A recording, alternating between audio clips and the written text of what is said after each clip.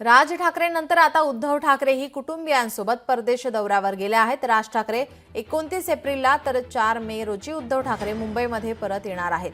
दोन्ही बंधू परदेशातून मुंबईमध्ये परतल्यावर एकत्र येण्याच्या चर्चांना गती मिळण्याची शक्यता आहे।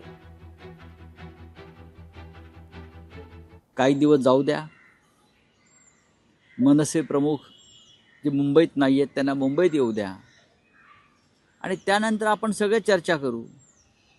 रोज याच्यावर चर्चा करून कशा करता त्या विषयाचं गांभीर्य घालवायचं आहे ना। लोकांच्या मनातल्या भावना आहेत।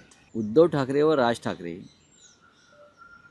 यांच्यामध्ये जे नातं आहे त्यासाठी कोणी राजकीय व्यक्तीची गरज नाही, त्यांच्यामध्ये येऊन चर्चा करण्याची किंवा अन्य कोणाची गरज नाही। महाराष्ट्राचं, मराठी माणसाचं